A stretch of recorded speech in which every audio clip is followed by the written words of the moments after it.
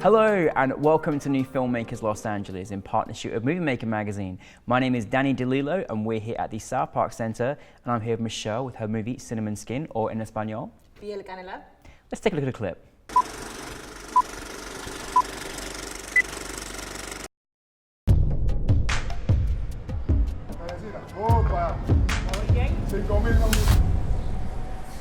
Juliet. Hoy vamos a ser felices y olvidar lo demás, ¿sí? Bueno, ¿y a dónde vamos? Viñales. Se llama Enrique.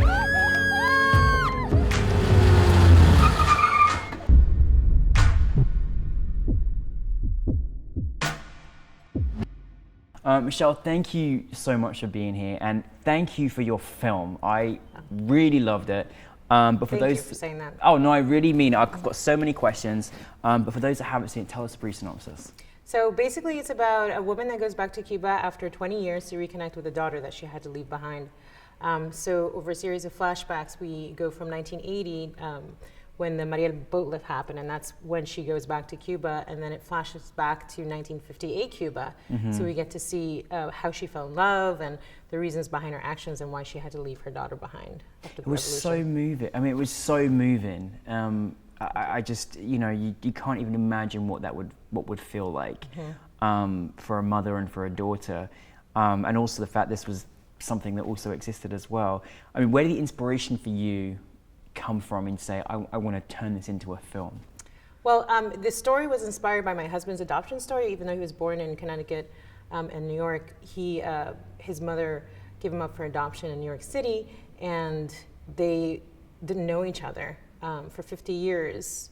Wow. He didn't know where she was, who she was, and then after all that time, they reconnected. And I would witness that whole reconnection and what that was like, and that powerful, emotional, just relationship that developed afterwards. And it's not like a mother and son, but it's more of a friendship that is just a reconnection.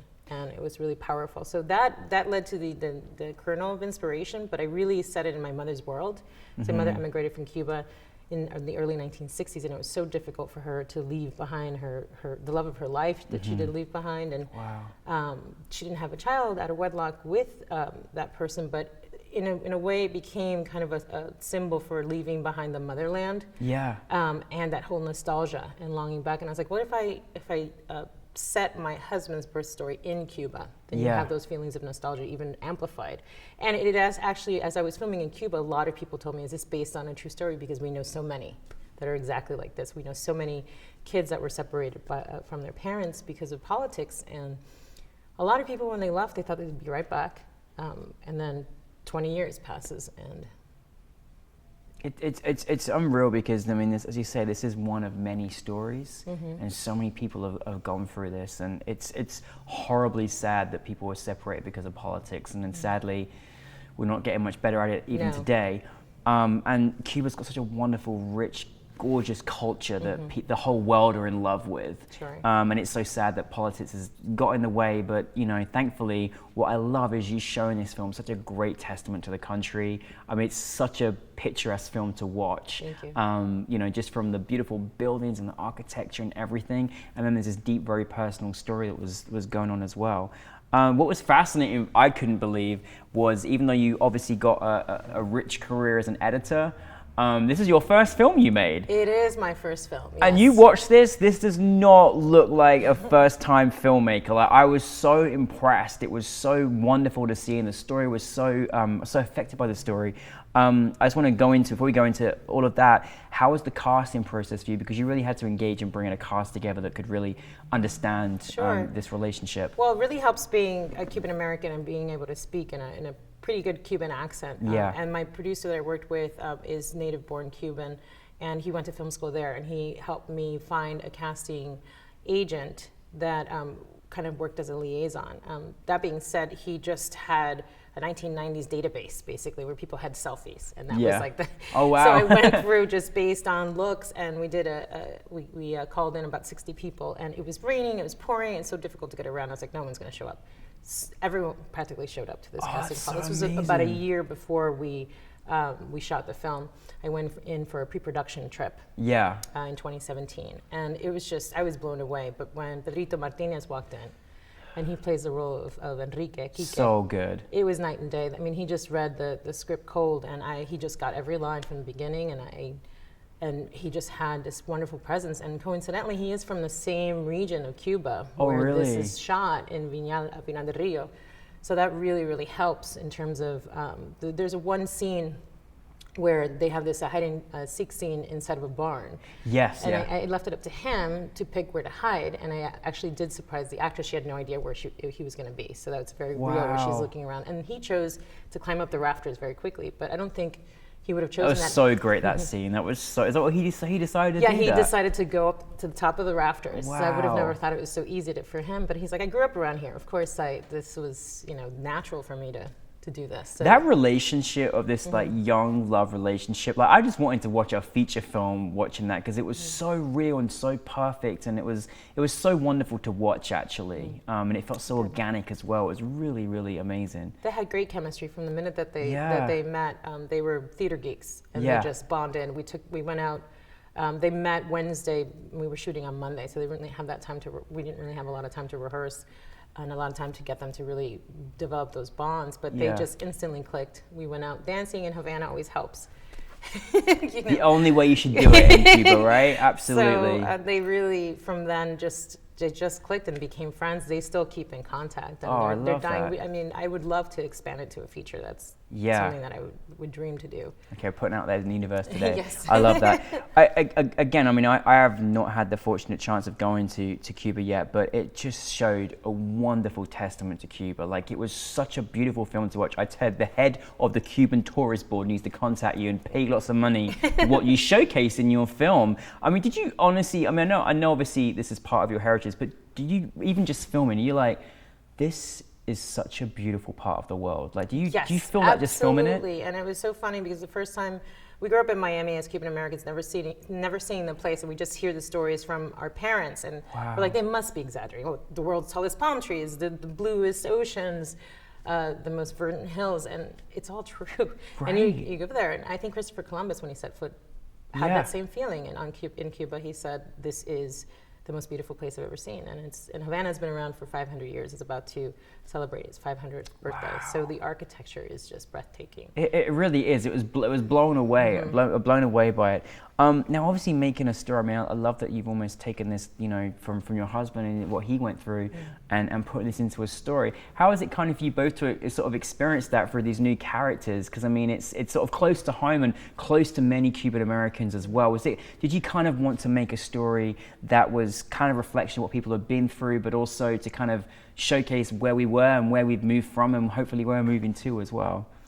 Yes, definitely all of that. I mean, I think it was really important to end on a note of reconciliation. I won't give away the ending, but for me, it was very important to just open up a dialogue. I mean, for me, that is it's so beautiful to be able to collaborate with Cubans on the island, and coming from Miami originally, and being able to be there and connect with my grandmother's remains are still there, and I feel like her spirit helped me make this film. I think a lot of that, I think because it's a story about both our mothers, my husband and my mother, combined and fused together, I think that creates a wonderful just importance to it for us, and I think that translates to the viewer, and I think Really that does. emotion translates, and I think it's important to tell personal stories because then they become universal, because you know how that feels to be in that situation, or you've observed that reconnection or that reconciliation firsthand, and when you can recreate it emotionally, I think it really brings that authenticity that for me is the most important thing. It really does it, and it really does show. And I certainly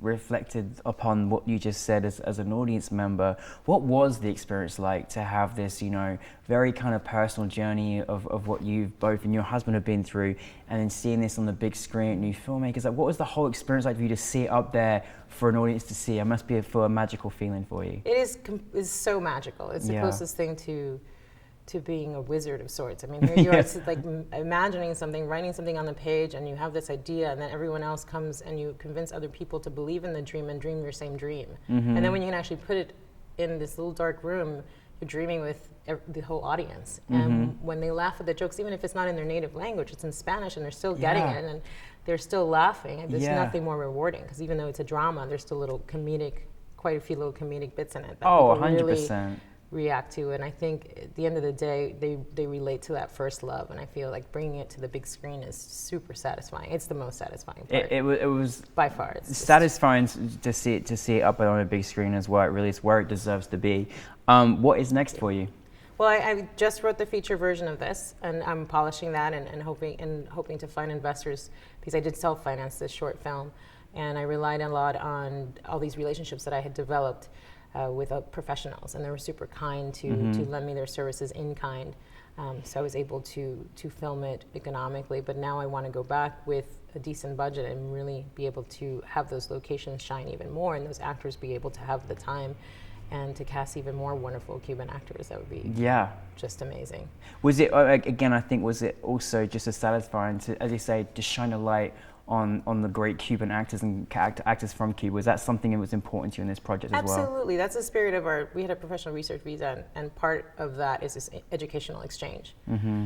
They need to learn from us as much as we learn from them, and we learn so much from them. And my actress, who's Cuban American, the lead, Mimi Davila, she's trained classically here, and it was just wonderful for her and Pedrito to sort of trade secrets of the trade. And it was just so satisfying for the camera assistant in Cuba to learn from cinematographer that used to be the AFI professor, and our camera operator, Dan Neese, who worked for Tarantino and David Lynch. For them to have that exchange, they were just in awe, but we were in awe of them too, because they're so resourceful with so little. They do so much with so little, and that is awe-inspiring. And it's wonderful, and you learn from each other, don't you? Oh yeah, absolutely. You know, I love that there was this camaraderie coming together from two different parts of the world. It's absolutely stunning. What's fantastic, I love that the feature version has come in. You and your husband have a background in editing, and obviously your husband edited this particular piece, and you work for one of the world's major studios as well, which is fantastic. In your experience thus far in your career, or even just learning from your first film making this film, is there any piece of advice that you go by, or that you could maybe share with any filmmakers out there who'd like to follow in your footsteps? Be kind to the people that you're working with and working for all along the way, because you never know who's going to come around, and not just because they're going to come around and know you again. It's just because that kindness, and I do believe in karma, but especially in the film industry, because it's such a fast-paced and such a competitive and stressful, if you can keep your cool under those circumstances and just take a deep breath before you react, and just remember that everybody here is trying their best and they're working really hard, and it's so challenging, and just be kind and be a good listener, and also to delegate and trust people when they're the heads of all the departments.